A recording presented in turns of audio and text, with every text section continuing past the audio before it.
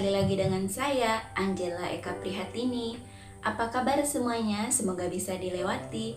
Seperti biasa, kita cerita mengenai asam lambung dan gangguan kecemasan.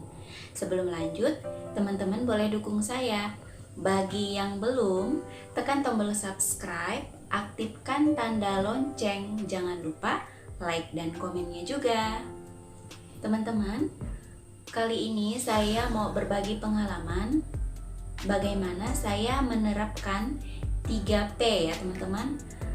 Selama ini kan saya sering kali berbicara mengenai 3P, tetapi saya belum pernah menceritakan bagaimana saya menerapkannya dalam proses penyembuhan saya selama ini, dan apa sih itu 3P gitu ya teman-teman. Mungkin dari teman-teman sudah banyak juga yang tahu ya secara teori 3P itu apa, kemudian bagaimana teorinya untuk menjalankannya gitu ya teman-teman.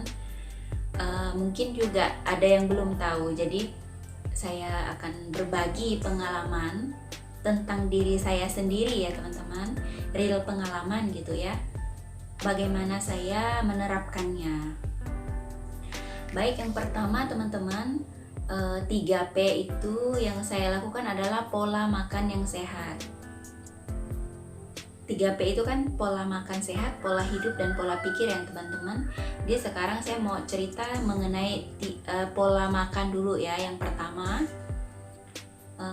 dari pola makan ini yang saya lakukan itu sesuai pengalaman saya ya teman-teman.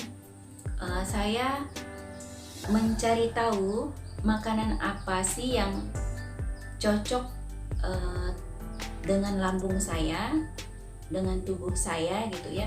Kemudian makanan apa yang tidak cocok dengan tubuh saya, terutama lambung saya, teman-teman. Saya akan cari tahu gitu ya.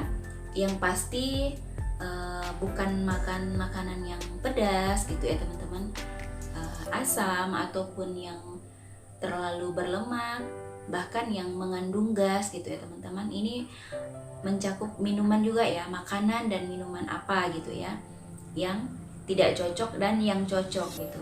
Jadi teman-teman boleh cari tahu ya teman-teman, itu sebenarnya asam lambungnya bisa naik saat teman-teman itu makan apa gitu. Jadi saat kita makan sesuatu, cobalah kita rasa-rasa teman-teman, karena itu pengalaman saya ya. Saya rasa-rasa dulu, saya makan sedikit gitu ya. Kalau ada efeknya besok harinya atau beberapa jam setelah kita makan, jangan kita lanjutkan lagi makannya teman-teman. Yang pasti kita jangan makan yang sangat pedas, sangat asam gitu ya. Jangan makan makanan yang pantangan gitu ya teman-teman. Pantangan untuk lambung gitu ya. Apalagi buat teman-teman yang lambungnya masih parah gitu ya, masih sering nyeri di ulu hatinya ya. Kemudian atur pola makan teman-teman. Poin berikutnya, atur pola makan kita ya. Kalau pengalaman saya mengatur pola makan itu setiap 4 jam sekali saya makan teman-teman. Setiap 4 jam sekali gitu ya. Jadi satu hari itu yang baiknya ya teman-teman boleh makan 4-5 kali. Tetapi dulu teman-teman, karena saya pemulihannya itu sambil bekerja gitu ya, tidak selalu di rumah. Jadi saya makan itu kadang juga agak susah untuk mengatur pola makan yang tepat teman-teman, karena kadang saya makan 3 kali sehari gitu ya. Sebenarnya kalau 3 kali sehari itu kan makanan untuk orang yang lambungnya normal gitu, yang sehat gitu ya. Kalau kita kan keadaan lambung kita kan sudah sakit gitu ya teman-teman. Jadi usahakan untuk tidak makan 3 kali sehari. Minimal 4 kali sehari teman-teman. 5 kali sehari juga boleh ya teman-teman. Kalau saya dulu, misalnya saya makan di jam 6 pagi nih sarapannya, kalau misalnya saya sedang kerja ya contohnya.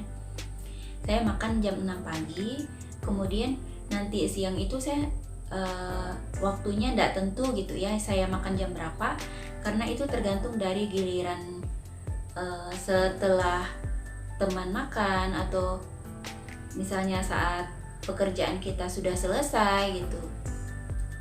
Sebenarnya pekerjaan itu nggak akan pernah selesai gitu ya teman-teman, itu akan terus menerus gitu ya, disambung lagi ke yang kerja di sore hari sampai yang malam hari gitu. Tapi ada waktu yang agak luang gitu ya teman-teman, misalnya udah jam 11, jam 12, itu biasanya ganti-gantian makan gitu ya kalau di tempat kerja gitu ya teman-teman.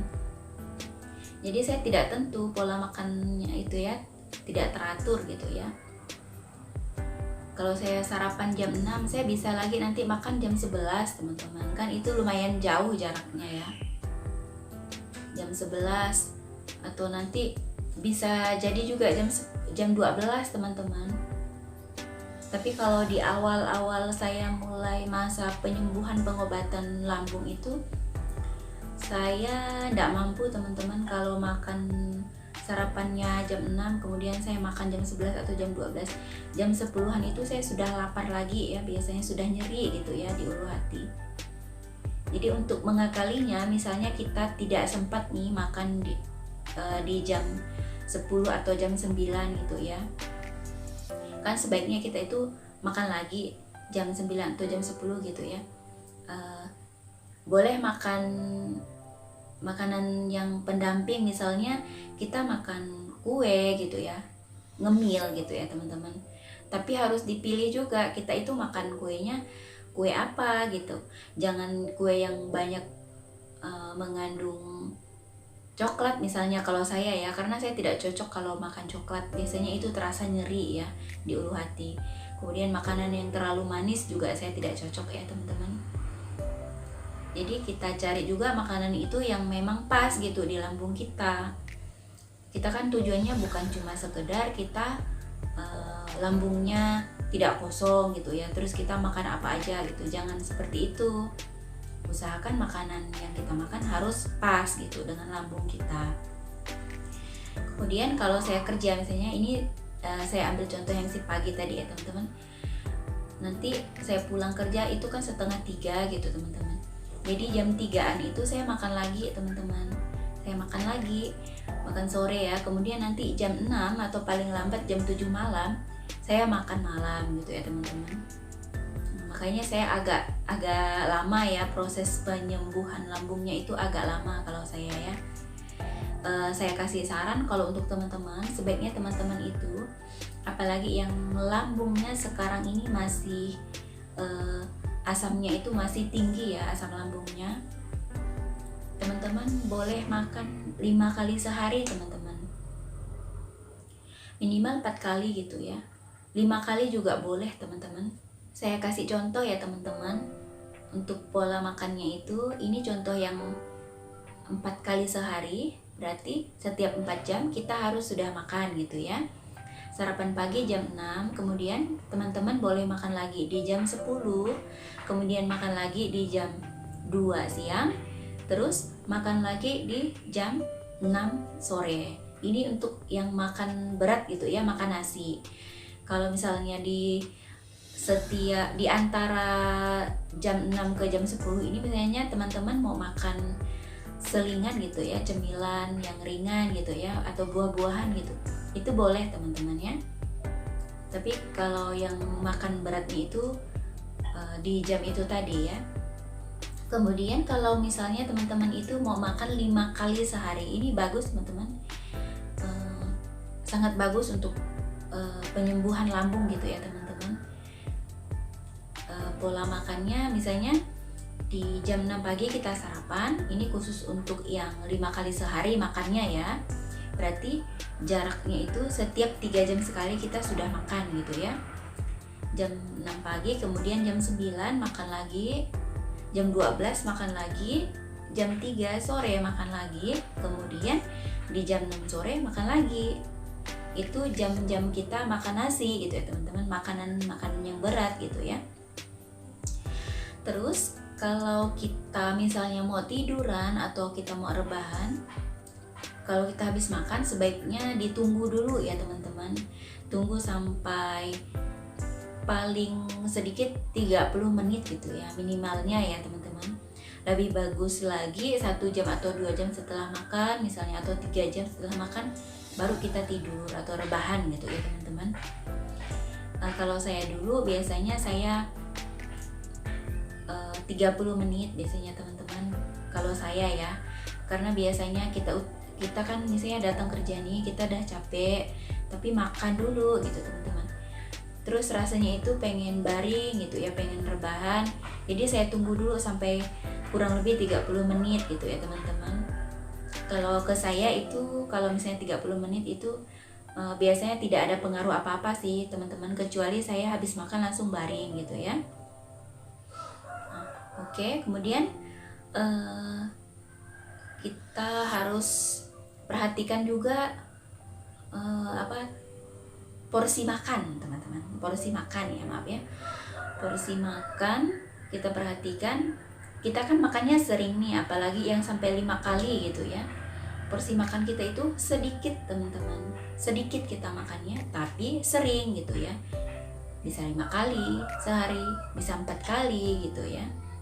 Karena kalau kita makannya terlalu banyak, kita pasti tidak bisa untuk makan sering gitu ya teman-teman, dan juga itu akan berpengaruh dengan lambung kita dan tubuh kita ya. Kalau kita makannya terlalu banyak kemudian kita makannya sering gitu ya teman-teman, kita akan bisa muntah teman-teman kalau terlalu banyak makan gitu ya, dan kasihan juga dengan organ tubuh kita yang lain gitu ya teman-teman. Jadi kita menyehatkan lambung, kita juga menyehatkan seluruh organ yang ada di dalam tubuh kita gitu ya teman-teman. Kemudian kita juga harus minum air yang cukup untuk kebutuhan tubuh kita masing-masing gitu ya teman-teman. Setiap orang kan kebutuhan airnya itu berbeda-beda ya teman-teman. Kalau saya dulu ya pengalamannya ya, saya tidak pernah hitung sih berapa liter saya minum sehari, yang pasti saya banyak sekali minum teman-teman. Jadi buang air kecilnya juga lancar gitu ya teman-teman. Bagus juga untuk kesehatan ginjal kita gitu ya. Bagus juga untuk lambung kita, kemudian tenggorokan kita juga tidak mudah kering gitu ya kalau kita banyak minum air putih. Minumlah secukupnya sesuai dengan kebutuhan kita, kebutuhan tubuh kita sendiri gitu ya. Kalau pengalaman saya juga, saya tidak bisa memang teman-teman kalau jauh dari air minum gitu ya. Kemanapun saya pergi, saya selalu membawa air minum teman-teman. Kalau misalnya saya mau ke pasar sebentar gitu ya, saya pasti bawa air minum di dalam tas. Biasanya saya bawa yang botol kecil gitu teman-teman. Kalau di tempat kerja memang ada botol minum yang khusus gitu ya, yang besar gitu ya. Kalau di rumah kan kita memang selalu ada air minum gitu ya teman-teman. Jadi kemanapun saya pergi, saya selalu membawa air minum.